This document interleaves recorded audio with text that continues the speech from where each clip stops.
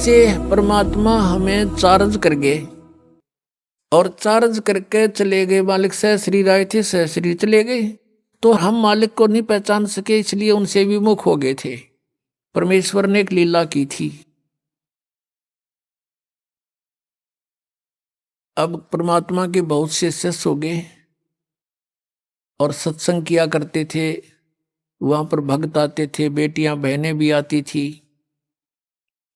तो जब हमें सुख हो जाता है तो हम अपने परमात्मा में भी दोष निकालना शुरू कर देते। ये मन की आदत है, मन चाहता है इसे दूर करूं किसी प्रकार परमात्मा से। एक वैश्या थी गणिका, उस बेटी ने, बहन ने रात्रि के समय सत्संग सुन लिया। कोई दया हुई परमात्मा की, वह झांकी में बैठ गई अपने मकान में। रात का समय था, कहीं दूरी पर सत्संग हो रहा था, और रात्रि का जो साइलेंट पीरियड होता है, बिल्कुल शांत मौसम होता है, वातावरण, दूर तो का आवाज जाती है, और परमात्मा तो चाहे उसको सुना दे घर दूर बैठे। तो उस बेटी ने सारी रात सत्संग सुना कि मनुष्य जन्म परमात्मा पाने के लिए प्राप्त हुआ है, और इसकी भक्ति ना करके असंग जन्म कुत्ते बने, असंग जन्म गधे बने। वो सारी डिटेल मालिक ने सत्संग में सुनाई। तो उस बेटी के एकदम प्रेरणा होगी। पुण्यात्मा, सत्संग एक ऐसी वस्तु है, ये ऐसा तत्व है कि आत्मा को जोड़ के धर देता है, चाहे कसाई भी क्यों ना हो।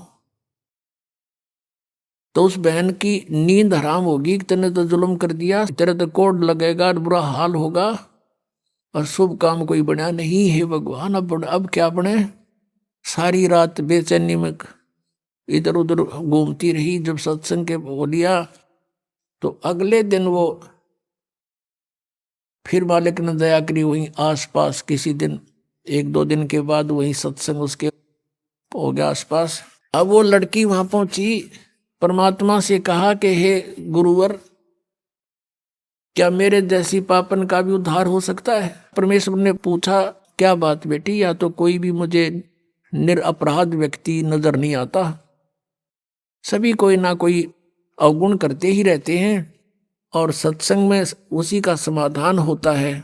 उस लड़के ने कहा, परमात्मा मैं तो बहुत निकम्मी औरत हूं, ऐसे ऐसे मैं गणिका हूं, वैसा हूं, क्या मेरे जैसी दुष्टा का भी उद्धार हो सकता है।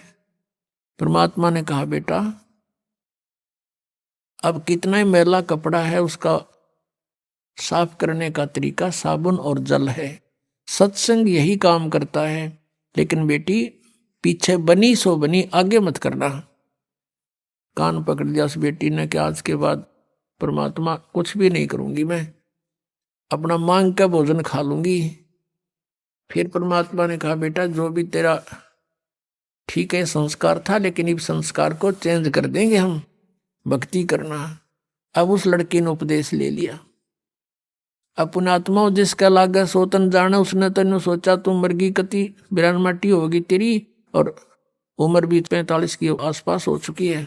और पुण्यात्माओं को ये काल जगह जगह अच्छी बुरी तरह फंसाता है। तो उसके लगन लगी, पिछला संस्कार प्रबल था बेटी का, जहां भी सत्संग हो लड़की वहीं पहुंच जा और निकट जा बैठे, मालिक के मुंह की तरफ देखे और सत्संग सुने, गहराई से विचार करे। अब क्या होता है कि वहां संगत में जैसे कोई और बाहर के व्यक्ति कहने लगे रहे, तो तुम्हारे गुरुजी के पास तो वैश्या भी जान लगी, सुप्रसिद्ध वैश्या थी वहां उसकी, काशी शहर की। तो कुछ एक ने तो अपनी बहन बेटियों को, अपने जैसे पुत्रों को जाना बंद करवा दिया, और कुछ एक जो वहां जाते थे वो उस लड़की को धमकाने लग गए, तो मत आया कर यहाँ पर, तेने गुरुजी की बेइज्जती करा दी है, सारे शहर में चर्चा हो रही है।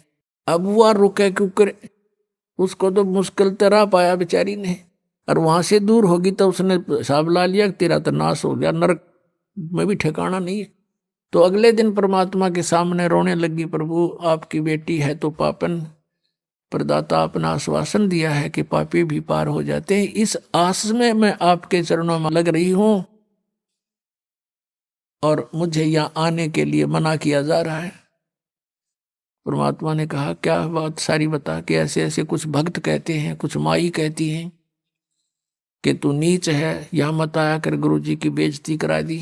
तब परमात्मा ने कहा बेटा तू खूब आया करे, और तुझे मना करे उसको मुझे बताना है। फिर परमात्मा ने सत्संग के माध्यम से उनको आगाह किया, भाई कुष्टी हो वह संत बंदगी कीजिए, हो वैश्या के विश्वास चरण चित दीजियो। यदि कोई भगत का कोड भी लाग रहा हो, चाहे कैंसर हो रही हो, लाड़ पड़ती हो, और वो भक्ति कर रहा है, नाम ले रखा है, उससे नफरत नहीं करनी चाहिए, उसको भी सत्साई बुलावे, प्यार से बोले। ये तो किसी का भी हो सके यह बीमारी, तो आपका भी हो सके जब बकवाद करोगे तो। लेकिन अब वो भक्ति कर रहा है तो भक्त हो गया वो, और इससे उसको राहत भी मिलेगी। और जैसे कहते हो वैश्या के विश्वास चरण चित दीजिए, यदि किसी बहन बेटी गलती से किसी भी दुष्कर्म में फंसी हुई है और वो भी सच्ची लगन से भक्ति करती है, कहते उसको भी रिस्पेक्ट देना, बकवाद नहीं करनी चाहिए। तो इस तरह के बहुत से प्रमाण दिए कि इंसान अपने अवगुणों को नहीं देखता, दूसरों में दोष निकालता है। और ये खास बात होती है कि चोर को चोर दिखाई देते हैं और दुष्कर्मी को सभी दुष्कर्मी दिखाई देते हैं। एक चोर आकर के एक नेक व्यक्ति के घर पर रुक गया, राह चलता अतिथि बनकर। अब उस नेक व्यक्ति ने उसको एक नेक अतिथि जाना, क्योंकि वो स्वयं नेक था। उसने उसको चोर नहीं माना, खाना खिलाया, बढ़िया वस्त्र दिए, सर्दियों के दिन थे, अपने घर में चौक में सोया जहां आप सो रहा था। अब धनी तो सो गया ठाठ से, चोर उठा, उसका धन निकाल कर रात को चंपत हुआ। अब वो चोर तो चोर था, लेकिन उस नेक आदमी को चोर दिखाई नहीं दिया। फिर एक नेक व्यक्ति उस चोर के घर पर डट गया, राह चलता। अब उसने रोक लिया, रुक गया। अब वो नेक व्यक्ति तो सामने सो गया उसके घर पे, और वो सारी रात जागता रहा, कदे यू चोरी कर ले जा रात ने, कदे चोरी कर ले जा रात ने, यूं जागता रहा। क्योंकि वो दोष उसमें खुद विद्यमान था, उस नेक व्यक्ति में नहीं था, अतिथि में। और भी बहुत से प्रमाण परमात्मा ने दिए कि एक साधु किसी लड़की को पीटा जा रहा था, नगर के लोग उसको मार रहे थे, संत वहां पर पहुंच गए। वो बड़े सिद्ध पुरुष थे, सबको पता था कि इसकी वचन में शक्ति है। उसने कहा कि भाई बच्चों क्या हो गया, क्यों मार रहे हो उस बेटी को। सभी गांव वालों ने कहा कि ये उल्टा है, ये यहां दुष्कर्म करती है।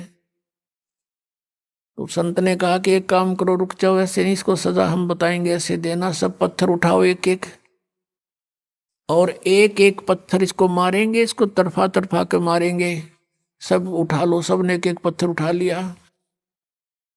और संत ने कहा भी इसका पत्थर वो मारे जिसमें कभी कोई अपराध ना किया हो,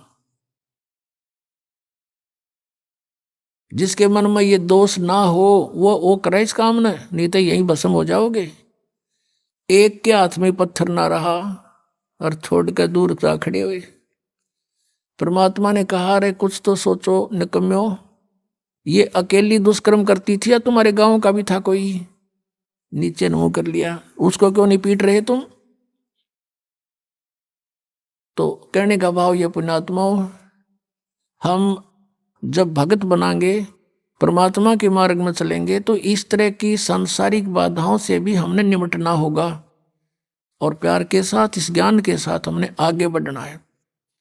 अब वह लड़की आने लगी, लेकिन इतना ज्ञान सुनकर भी बुद्धि भ्रष्ट व्यक्ति उसी तरह व्यवहार करते रहे उस बेटी से। परमात्मा की आत्मा दुख पाई कि ये दुष्ट अभी समझे नहीं मैं क्या कहना चाहता हूं। अरे जब इनके इतने कष्ट थे, सब सो जिक्र करा करते हैं, भगवान हमें ऐसे सुख हो गया, मुझे ऐसे सुख हो गया, आपकी दया होगी, हमारे तो बुरा हाल हो रहा था, आपने बसा दिए। और आज स्वयं ये प्रभु पा के गए यहाँ पर अरेंजमेंट करने वाले। तो परमात्मा ने क्या किया, वह लड़की को बहुत तंग करने लगे, तो परमेश्वर क्या करने लगे, उस लड़की के घर पर जाने लगे। बेटी मैं आऊंगा वहां तेरे घर पे, अब वो बदनाम क्षेत्र, और वहां कबीर परमेश्वर जावे,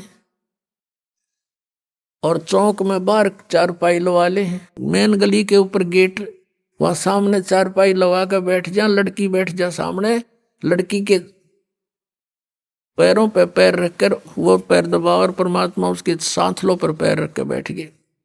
और वो चेले जान देखे खे दे ही जा, और भी बताऊं कहा जा दिखाऊं तेरे गुरु जी के कारनामे। अब कहने का भाव यह है कि परमात्मा ने सोची या सुर सुर सुर सुर अच्छी ना होती लाइन का, एक कब परीक्षा कर लो, किसी एक भक्त रह रहेंगे, उनको समझ चुके थे कुछ हद तक आदरणीय रविदास साहिब जी, और वो ज्यादातर कबीर साहिब के साथ ही रहते थे।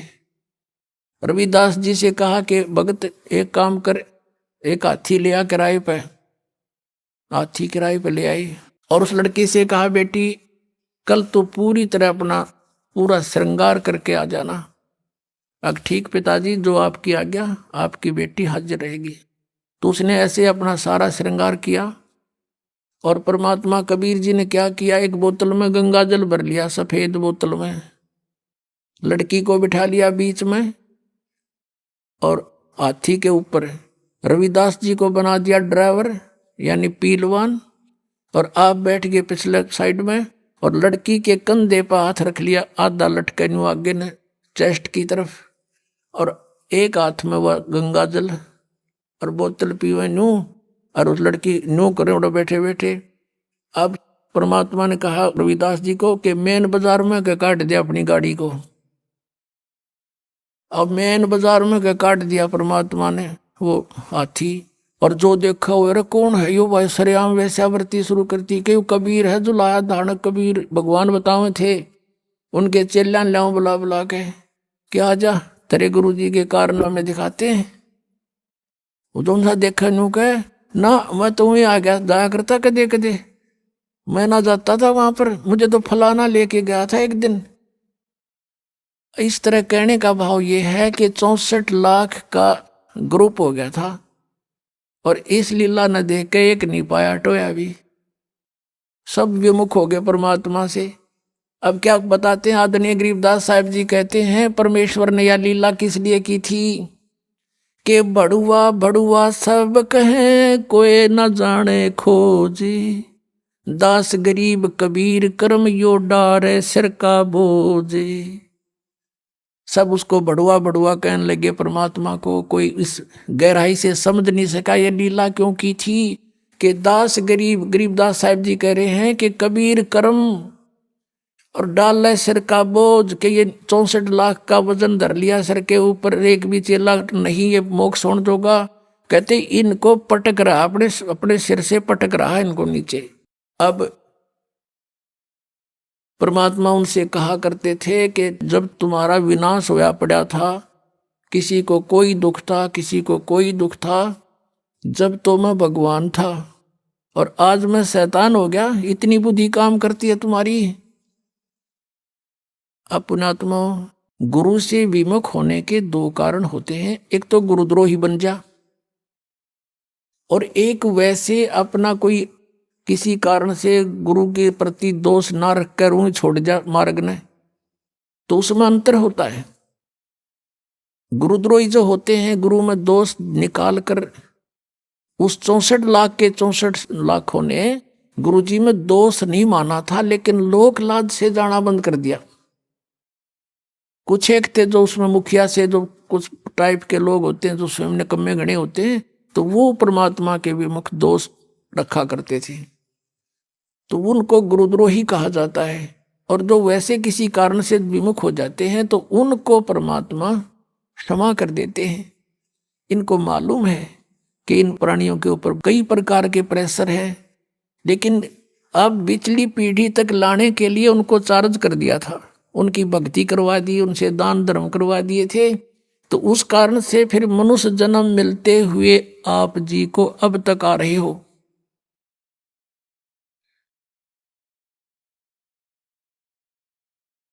और मनुष्य जीवन से जो आता है प्राणी, और अब भी उसको मनुष्य जीवन प्राप्त है, उसके कर्म भी बहुत अच्छे होते हैं, उसका स्वभाव भी अच्छा होता है, और परमात्मा के बिना वो रह नहीं सकता, तो वो स्थिति आप जी की है।